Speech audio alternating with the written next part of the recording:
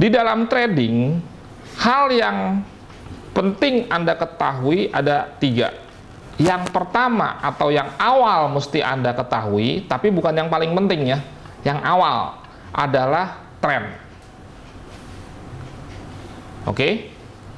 Sekarang, apa itu tren? Tren itu kecenderungan harga yang bergerak dalam satu arah. Apa efeknya kalau kita tidak tahu tren?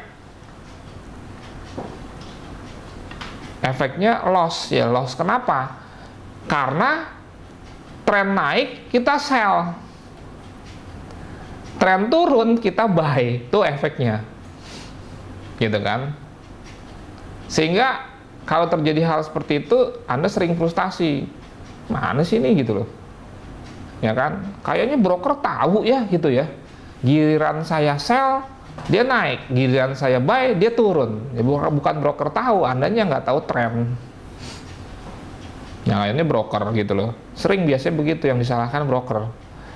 Memang ada broker yang nakal, tapi margin call kita itu, bangkrutnya kita tuh nggak disebabkan oleh broker, oleh diri kita sendiri, gitu loh. Nah, cuman untuk pembelaan orang sering, brokernya payah, gitu kan. Oke, tren ada 3. Tren naik atau uptrend atau bullish, tren turun atau downtrend atau bearish, dan tren sideways atau tidak ada trennya atau flat, gitu loh. Nah, Anda lihat ini ya, yang dimaksud dengan naik, nggak apa-apa. Yang dimaksud dengan naik nih, itu bukan garis lurus seperti ini. Kemarin saya juga udah jelaskan kan, bahwa pergerakan harga dalam trading itu berbentuk gelombang atau wave. Jadi yang dimaksud naik tuh ya kayak begini. Yang dimaksud turun bukan garis lurus. Nah, ini yang dinamakan dengan major trend gitu loh. Tren utama. Nah, ini minor trend nih. Jelas, ini minor trend. Nah, ini disebut dengan koreksi. Jadi sebetulnya trennya naik tapi dia turun gitu loh. Ini koreksi. Nah, jadi ini majornya, ini minor. Kemudian ada sideways. Sideways bukan garis lurus, tapi dalam satu range sempit dia bergerak di situ-situ aja gitu loh. Itu yang dimaksud dengan sideways. Oke?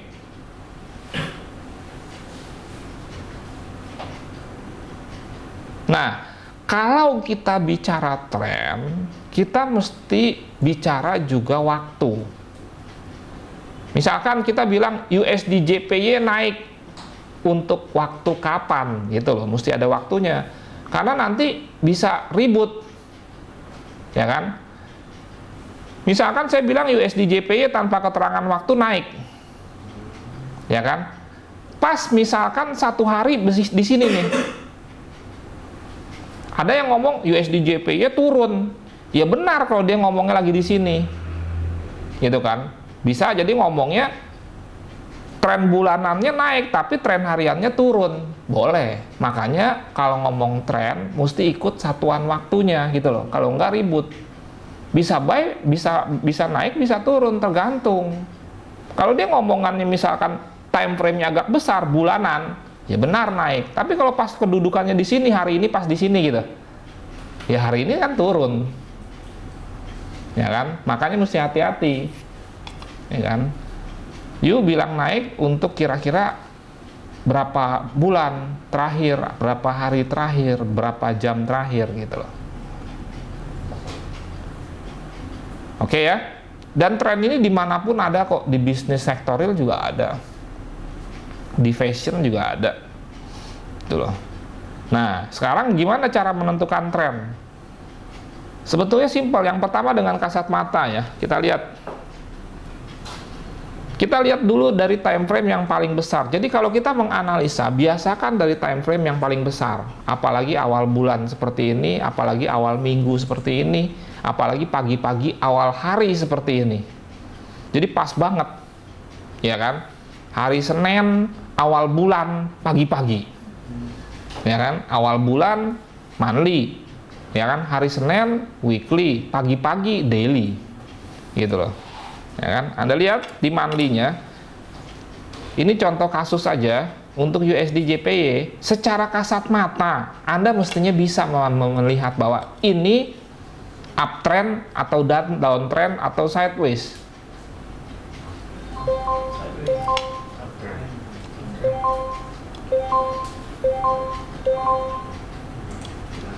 Ayo, apa? Sebetulnya nggak susah-susah.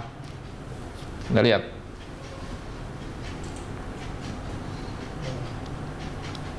Untuk 3 tahun terakhir, kan mesti pakai satuan waktu dong. Ingat, ini kan 1, 2, 3. 2015-nya belum dihitung, ya kan? 3 tahun terakhir, 3 tahun lebih, 3 bulan lah, atau 3 tahun terakhir, uptrend. Oke? Jelas? Itu kasat mata.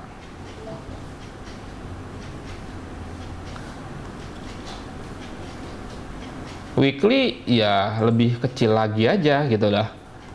Ini juga kan kelihatan nih, 3 tahun terakhir naik. Coba lihat daily-nya tuh.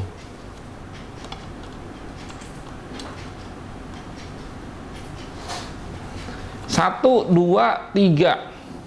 3 bulan terakhir agak sideways. Nih, di sini-sini aja kan. Tapi coba lihat ini nih. Kalau kita bawa ngomong 1, 2, 3, 4, 5. 5 bulan terakhir naik. Tapi di 3 bulan terakhir dia sideways. Artinya kenaikan pesat terjadi di bulan ke-5 dan 4 lalu di sini. Gitu loh cara ngomongnya. Makanya mesti pakai waktu. Ada yang bilang USD JPY sideways, ada yang bilang USD JPY bullish. Ya dua-duanya benar. Makanya mesti dilengkapi dengan keterangan waktu. Ya dia ngomong sideways, ya 2 bulan lalu atau 3 bulan lalu begini-begini aja. Ini kan range sempit. Nih. Ini range sempit. Anda lihat 3 bulan dia range-nya cuma segini. Giliran 2 bulan range-nya segini nih. Ini ke sini. Nah, oke. Jadi dengan kasat mata saja sebetulnya bisa.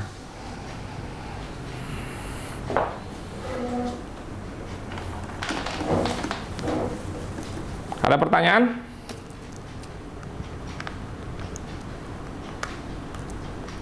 Jadi nggak susah melihat tren. Orang bingung kan melihat tren, nggak susah, kasat mata aja.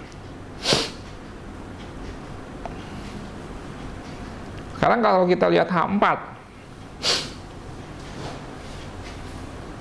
kalau ngomongnya seminggu terakhir sih dia naik, gitu loh. Tapi kalau ngomongnya 3 minggu atau 2,5 minggu, 3 minggu terakhir dia sama sideways. Tapi seminggu terakhir dia naik ya. Kelihatan dari minggu lalu opennya di sini kan. Ya, kan gitu. Terus closingnya di sini kan. Berarti kan dia naik. Oke?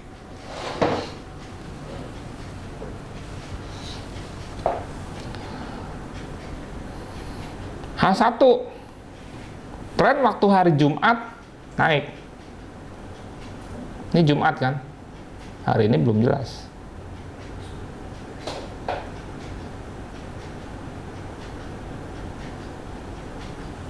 Nah makanya semua tipe trader yang profesional pasti melihat tren dulu. Kalau swing dia melihat paling tidak di daily trennya gimana. Paling tidak 3 bulan terakhir bagaimana trennya. Gitu loh. Kalau dia daily trading, lihat trennya H4.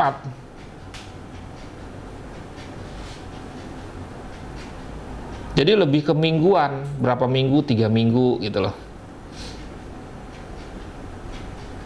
Scalping udah nggak usah dibahas. Oke? Sekarang ada cara kedua melihat tren dengan menggunakan trend line atau garis tren, gitu loh. Ini agak ada effort untuk menarik-narik garis nanti kita, gitu loh. Nah, untuk menarik trend line uptrend atau trend line naik, tariklah garis dari 2 titik low ke low. Ya kan? Jadi ini nggak ada urusannya dengan open close ya. Low ke low. Kalau downtrend, tariklah garis dari 2 titik high ke high.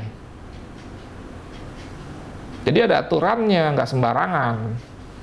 Ini banyak yang nggak paham juga, main tarik-tarik aja garis trend gitu loh. Oke, kita lihat di daily.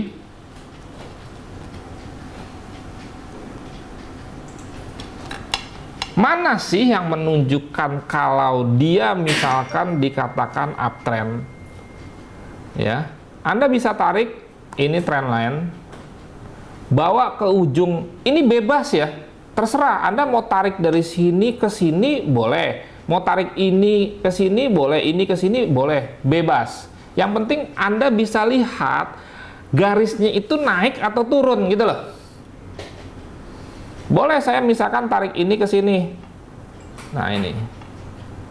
Boleh. Dari ujung sini, saya tarik ke ujung sini, low ke low kan, terproyeksikan ke sini gitu loh. Boleh. Ya kan? Kalau Anda nggak suka dengan warna biru, nggak suka dengan garis putus-putus, ini double klik. Ini klik kanan, trend line properties. Bisa ganti.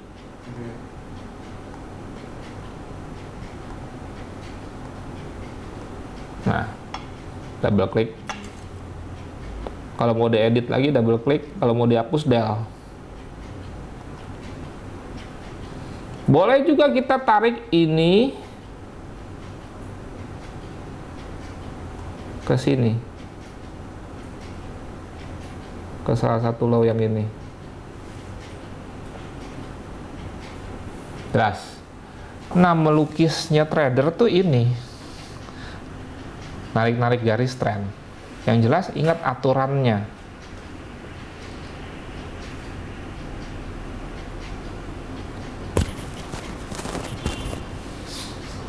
Ini saya buka satu lagi MetaTrader ya. Ini ada posisi takutnya kegeser-geser lagi.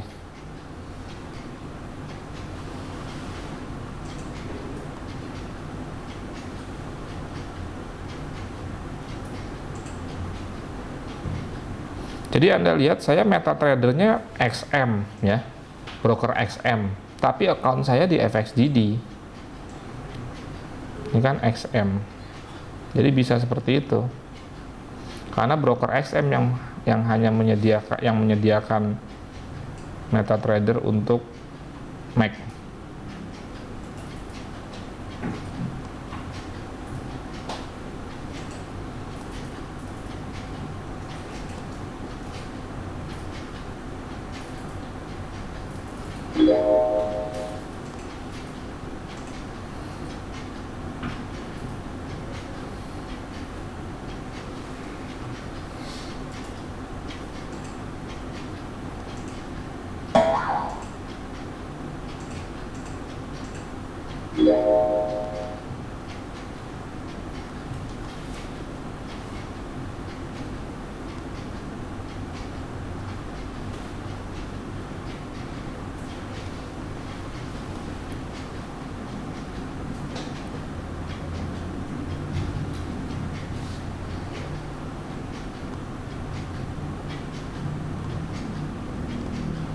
Sampai sini pertanyaan?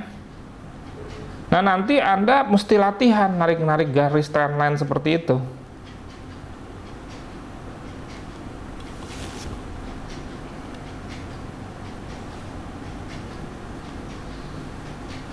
Supaya terbiasa.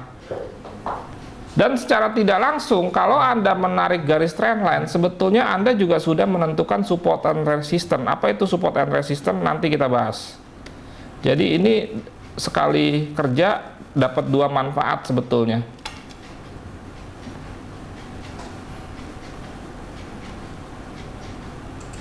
Nah ini ya, saya tarik sini.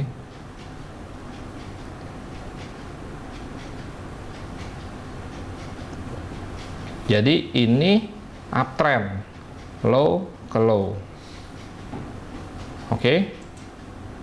Ini juga nanti bertindak sebagai support yang menahan Euro USD untuk tidak turun. Ntar kita bahas lagi. Makanya jangan main-main dengan line. Latihan. Di semua pair yang kita tradingkan, tarik-tarik garis. Gitu loh. Kalau saya dulu malah masih menggunakan cara tradisional. Saya print A3, saya tarik pakai penggaris. Gitu loh. Sampai sekarang kadang-kadang saya lakukan. Gitu loh. Karena kadang-kadang kan kalau A3 kita bisa sampai ujung gitu loh, kita bisa tarik-tarik gitu loh. Kalau ini cuma segini doang, kecil gitu. Itu harus yang low, yang green sama green? Enggak, yang penting low ke low. Low ke low. Ya. Nah, untuk uptrendnya boleh kita tarik begini. Nah ini, dari sini ke sini.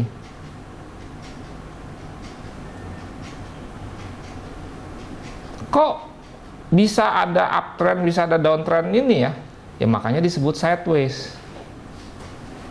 Sideways itu nggak jelas trennya. Kalau dia uptrend atau downtrend, mestinya kita nggak bisa narik garis, misalkan uptrend, nggak bisa narik downtrend.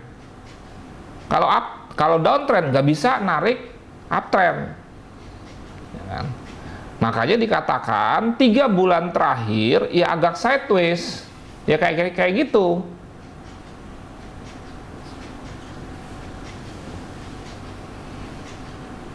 Das ya. 3 bulan terakhir, tapi 5 bulan kan gitu. Nah coba kalau misalkan ya ini nggak ada nih, misalkan ini nggak ada, belum ya, ya kan? Ini kan tariknya kan ke sini kan, sweet uptrend kan gitu loh, ya kan gitu. Ya kan downtrendnya cuman ini doang, ya condong ke sini dong. Tapi kalau ini kan agak sama kuat nih, walaupun penurunannya ini lebih sedikit daripada kenaikan ini gitu loh, jelas. Tapi ini masih agak-agak gitu loh. Tapi kalau ini misalkan waktu ini belum terbentuk, tarik ini ke sini, ya kan? Walaupun ini ke sini bisa, tapi ya nggak sebanding dengan ini uptrend gitu loh. Oke? Nah tadi saya katakan juga bahwa trendline ini secara tidak langsung kita menentukan support and resistance. Jadi USD-yen, ya kan? Dia naik ke halang ini, dia turun ke halang ini. Inilah yang disebut dengan segitiga atau triangle. Dia mesti keluar dari sini nanti. Harus keluar dari range ini. Pertanyaannya keluarnya kemana? Ke atas atau ke bawah gitu loh. Kan kayak gitu. Biasanya dia keluar mengikuti tren. Sekarang trennya apa ini? Uptrend. Jelas. Jadi besar kemungkinan, tidak ada yang pasti, dia akan tembus ke atas. Nanti kita bahas lagi. Gitu loh. Oke?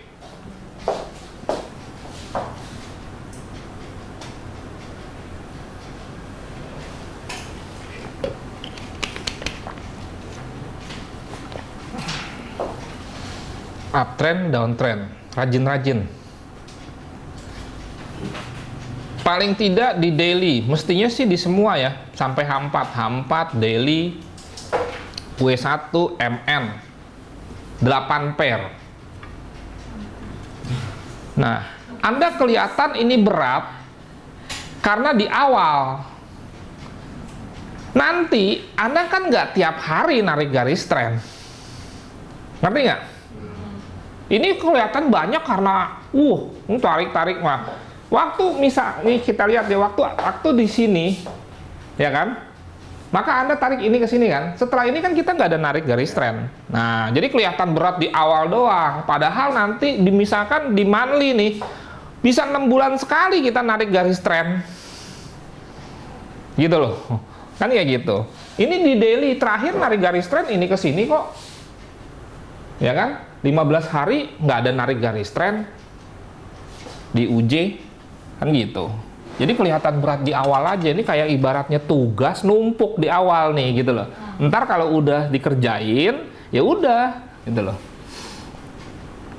Jadi PR buat Anda ya di luar USD Yen, tarik garis trendnya.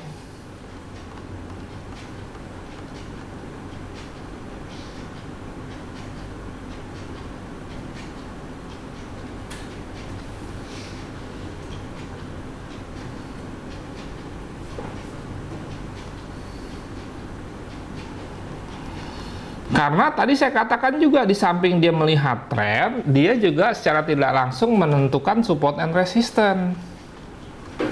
Tahanan, nanti kita bahas lebih dalam.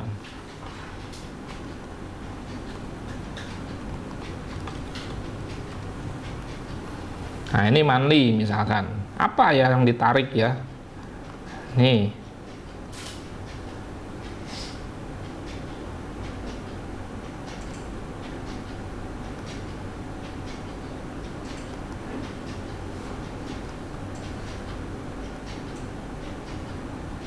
Ini tajam sekali naiknya nih. Anda lihat ya, untuk turun segini ya, untuk pergerakan se-range ini nih, ini ke sini gitu ya. Waktu turun membutuhkan waktu 1, 2, 3, 4, 5, 6. 6 tahun, ini monthly. Tapi waktu naik cuma membutuhkan waktu setengahnya, 1, 2, 3. Gitu loh, itulah gunanya separator. Ya kan? Untuk range ini ke sini misalkan range segini lah ya. Untuk turun butuh waktu 6 tahun. Untuk naik cuma 3 tahun loh. Kenapa?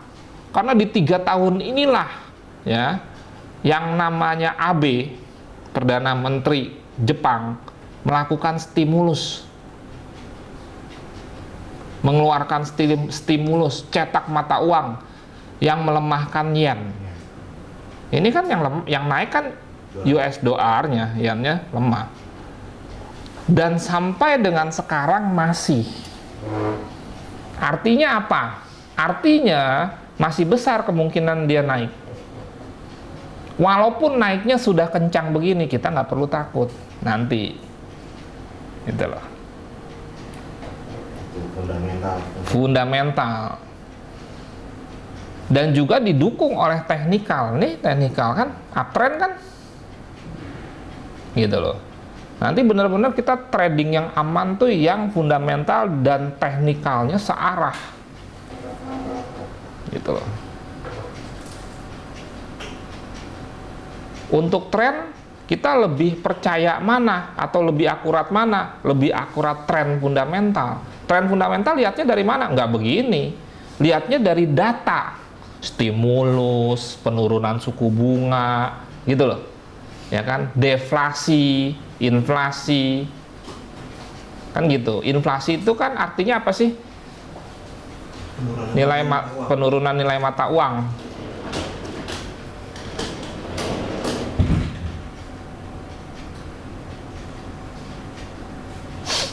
Simpelnya, kalau saya sering kasih contoh, tahun lalu beli tempe goreng 1.000, sekarang 2.000 gitu loh.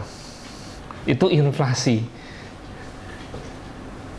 Yang turun kan mata uangnya kan, ya kan? Tempenya naik gitu kan. Tahun lalu tempe goreng 1.000, sekarang 1.500 atau 2.000, itu inflasi. Kalau deflasi ya lawannya. Tahun lalu 1.000, sekarang 500, itu deflasi.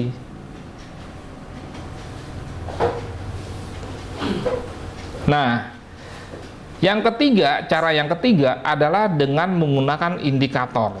indikator yang sifatnya tren. Ya. Sekarang kita kembali lagi. Anda lihat sebetulnya MetaTrader sudah menyediakan indikator-indikator dan sudah dikelompokkan. Anda lihat insert indikator. Nah, inilah indikator-indikatornya. Indikator yang sifatnya tren adalah ya ini. Bisa Bollinger, bisa Ichimoku, bisa moving average, bisa PSAR, bisa standard deviation. Ya kan? Dari semua ini mana yang lebih baik? Semuanya baik. Tergantung orang yang make. Ya kan? Di antara BMW, Mercedes-Benz, Audi, mana yang lebih baik? Ya baik semuanya gitu loh. Emang ada yang bisa ngomong, wah ini enggak, ntar ada lagi, wah di seri ini Audi lebih baik, seri A BMW yang lebih baik gitu loh. Kan kayak gitu. Ya tinggal orang nyamannya pakai apa gitu. Kalau orang pakai BMW bukan berarti Mercy jelek dong. Ya sama, ini juga kita pakainya moving average, tapi saya nggak pernah bilang Bollinger jelek. Tapi kebiasaannya saya ya sudah comfort dan sudah diuji, ya kan? Yang lain saya belum uji, ya kan? Dan diujinya dipertanggungjawabkan dalam bentuk pertambahan equity, peningkatan equity dalam portfolio. Saya biasa pakai moving average, gitu loh. Moving average pun ada varian-variannya. Ada simple moving average atau disingkat SMA atau MA saja.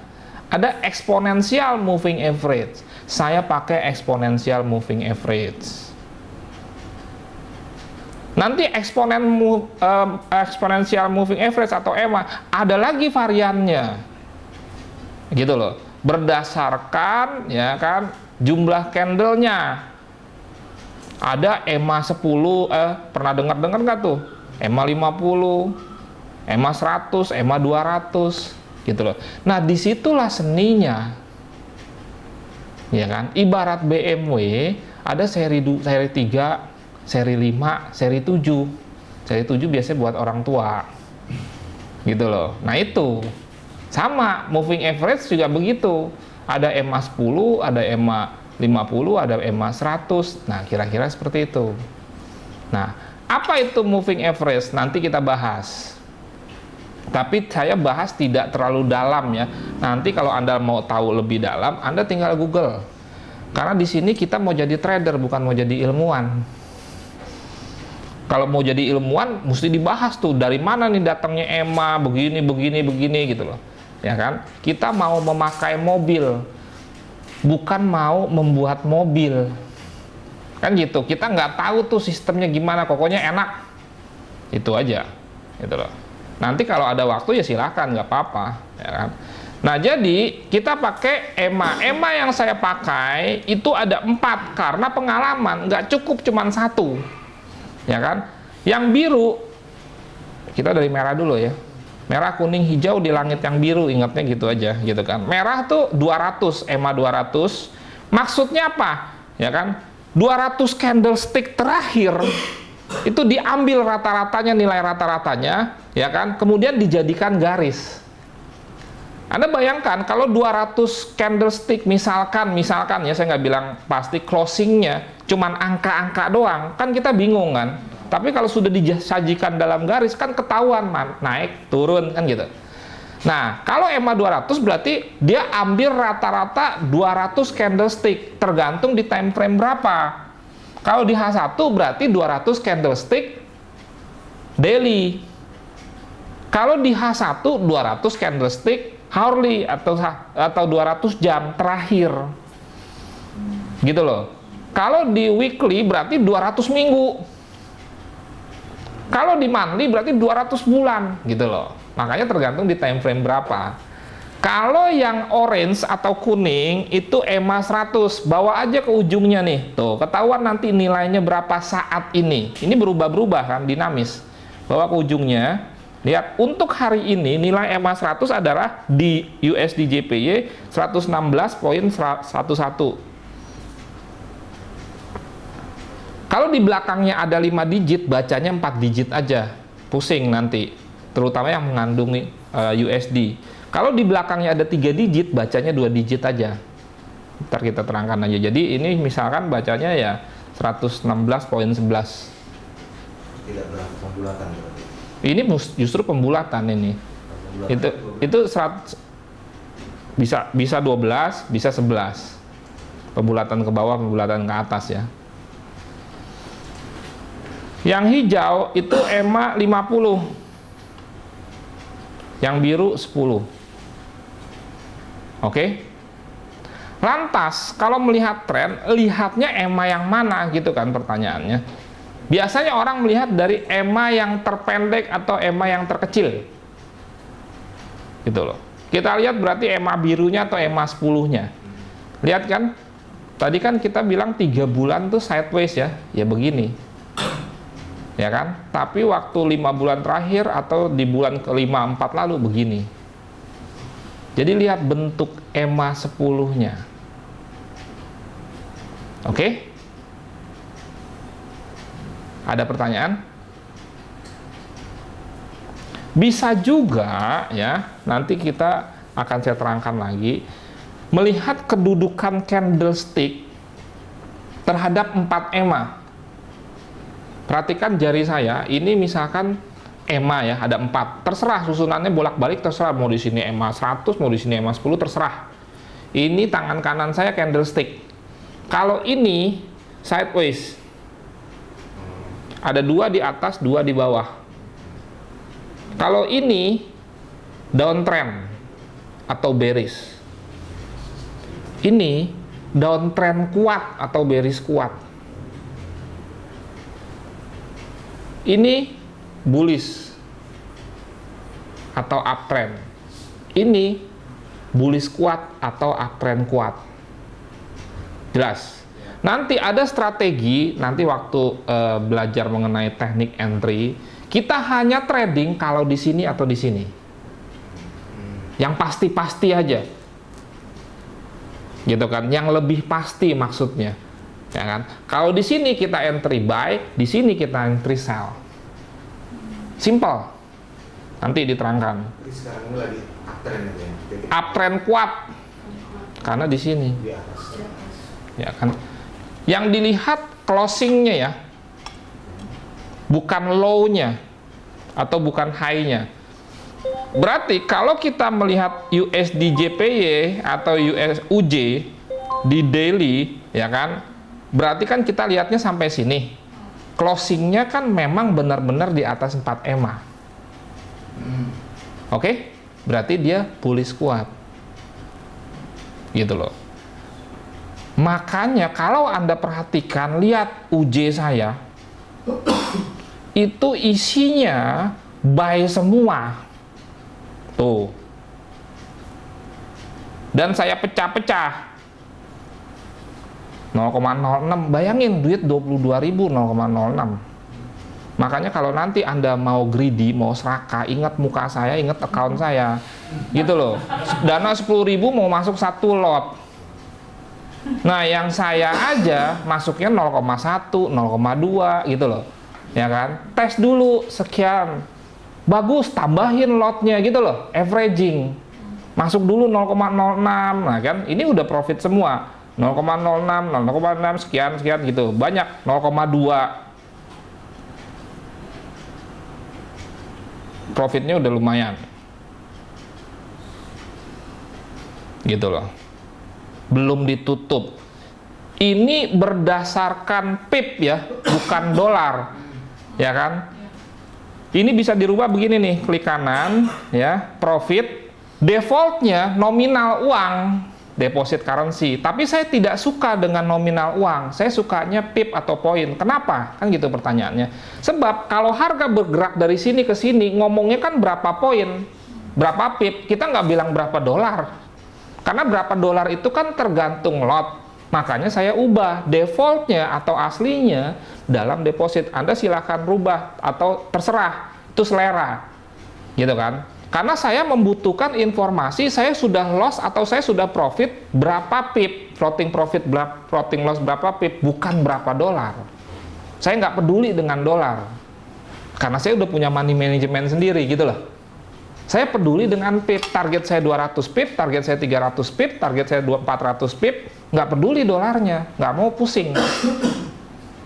Jelas, kayak begini, ini bukan 2055 dolar PIP, tapi 2205,5. Jelas. Jadi ini udah floating profit 200 PIP. Belum yang lain-lain. Ini UJ semua. Ya kan? UJ semua. Masih ada yang masuk lagi nih, gitu loh. Ya kan? Jelas. Anda lihat yang 205 ini masuknya tanggal 13 Januari. Ini kan 13 Januari. Time. Ya kan? 13 Januari 2015. Ini type, ini size-nya atau lot-nya, ini simbolnya, ini price waktu harga masuk, ini stop loss, ini TP. Jelas ya? TP-nya 122. Ya kan? Jadi kalau di USD Yen ya, yang belum pakai koma yang di depannya, misalkan 119 ke 120, itu 100 pip. Agak lain dengan Euro USD. Gitu loh. Ya kan? Agak lain. Jadi 119 ke 120 itu 100 pip. 119,50 ke 119,56 atau 60 itu 10 pip gitu lah. Lebih besar angkanya. Gitu loh. Jelas. Nah, jadi ya dari tanggal 13 Januari ditahan. Anda hitung hampir 2 bulan swing gitu kan. Kenapa bisa 2 bulan? Ya dia lagi sideways. Biasanya 200 pip ini 2 minggu dapat loh. Makanya lihat pergerakan waktu di sini kan dahsyat kan di sini. 2 minggu dapat. Ini 2 bulan belum dapat gitu loh. Kalau Ya. target profitnya kayak ditahan gitu, nanti yang closing sih dia sendiri. Saya dong, kan manual, iya. Ya. Jadi yang mau sampaikan begini loh. Kadang-kadang trading itu ya kita mesti sabar. Makanya kita dari kemarin saya bilang nggak bisa ditentukan profit pasti 5% per bulan, gitu loh. Ya kan? Kadang-kadang dia sideways begini, naik enggak, turun enggak, gitu loh. Makanya waktu sideways seperti ini kita butuh daily trading. Nangkep nggak? Kenapa kita butuh daily trading? Karena Anda harus paham hukum investasi. Yang namanya investasi itu berbanding lurus dengan waktu. Waktu bertambah, investasi harus naik. Nah sekarang kalau suatu posisi emang nggak loss, dia sideways, tapi udah 2 bulan, untungnya dari mana? Apalagi saya full time trader, makannya dari mana? Ya kan? Dari daily trading. Yang target profitnya nggak ngotot selalu 200 pip. 50 pip makan, 50 pip makan, gitu loh. Sambil posisi yang sudah ada ya diamin aja. Yang swing, ya biarin. Tapi kan tetap, ya kan, saya tetap ada profit. Lihat di sini account history misalkan ya. Kok account history-nya nggak keluar? Oke, account history-nya last month misalkan. Tetap harus bawa profit, tapi posisi yang floating itu diemin aja. Ada orang yang nggak paham hukum investasi, swingnya swing konyol, gitu loh. Udah didiemin aja nggak profit gitu loh, ya kan? Sementara kan equity harus nambah terus. Oke di posisi itu, ya kan? Karena kita swing ya tak biarin aja diemin. Kadang-kadang orang seringnya begini nih, waktu floating profit masih 10-20 pip, tangannya gatel, mau nutup. Giliran, langsung begini tuh. Giliran floating loss, udah 200 pip bisa tenang-tenang loh. Selalu pikirannya positif, ntar minus 50, misalkan kita punya posisi buy, ntar juga turun. Minus 100, ntar juga turun. Minus 200, mulai, kok nggak turun-turun? Gitu loh, ya kan? Udah minus 400, udahlah tanggung, pasang badan, habis deh sekalian, kan gitu, Itu udah frustasi, ya nggak boleh begitu. Semuanya mesti punya skenario gitu loh. Kalau begini, ya kalau memang saya harus rugi, rugi sekian gitu loh.